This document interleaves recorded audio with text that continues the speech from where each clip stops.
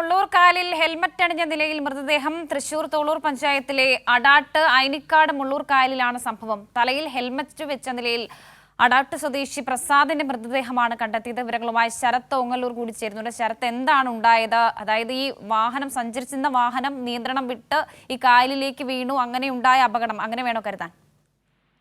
വർഷ, എന്തായാലും നിലവിൽ നമുക്ക് അങ്ങനെയാണ് അനുമാനിക്കാൻ കഴിയുന്നത്. ഇന്ന് ഉച്ചയ്ക്ക് ശേഷമാണ് ഇങ്ങനൊരു അപകടം സംഭവിച്ചതെന്നാണ് കരുതുന്നത്. വൈകുന്നേരം 4 മണിയോട് കൂടിയിട്ടാണ് ഇങ്ങനെ മൃതദേഹം ഹെൽമറ്റ് വെച്ച നിലയിൽ ഒരു മൃതദേഹം കായലിൽ കണ്ടെത്തിയത്.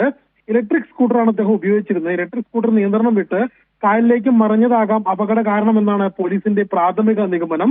എന്തായാലും വൈകിട്ട് 4 മണിയോടെയാണ് ഇങ്ങനെ മൃതദേഹം കണ്ടെത്തിയത്. മുള്ളൂർ കായലിലാണ് ഇത്തരത്തിൽ ഹെൽമറ്റ് അണിഞ്ഞ നിലയിൽ ഒരു മൃതദേഹം കണ്ടെത്തിയത്. തോളൂർ പഞ്ചായത്തിലെ അടാട്ട് ഐനിക്കാട് മുള്ളൂർ കായലിലാണ് സംഭവം. പ്രസാദ്, അതായത് അടാട്ട് സ്വദേശി പ്രസാദിന്റെ മൃതദേഹമാണ് കണ്ടെത്തിയത്. പേരാമംഗലം പോലീസ് എത്തി മേൽ നടപടികൾ സ്വീകരിച്ചിട്ടുണ്ട്. വർഷ. ശരി, ശരത്ത് ഓങ്ങല്ലൂരാണ് വിവരങ്ങൾ നൽകിയത്.